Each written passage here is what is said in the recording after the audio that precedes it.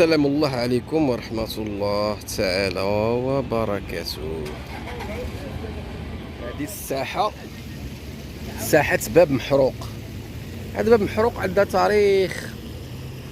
تاريخ كانوا واش كيعدموا فيها ولا المهم باش ما نعطيكمش مغالطات خصني نراجع نبحث عليها ولا باش ما نعطيكمش شي مغالطة ولا شي حاجة.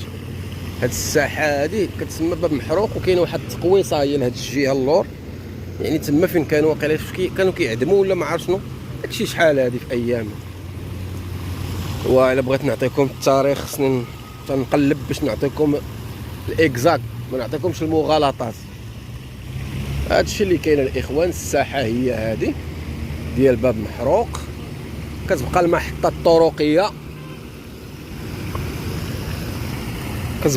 الطرقيه راه مور هاد الجهه. المهم هنايا دابا هذه كانت هي غير يعني ما مصلوحاش مزيان، هكا ملي تكون شي بليصه غير ضايعه ولا شي حاجه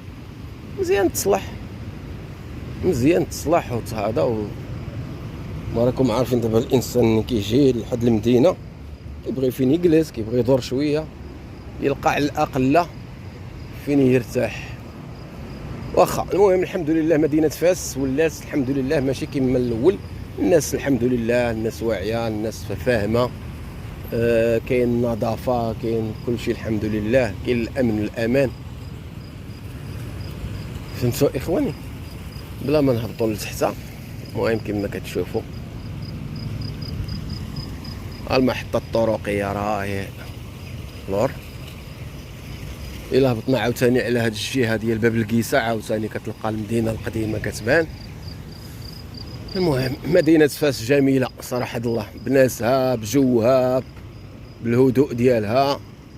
اما اللي كيبغي يوسخ مدينه فاس مثلا داك البقاء ولا هذا فهي متسخه، وراكم كتعرفوا الانسان ملي كيكون متسخ كيبغي يوسخ كل شيء.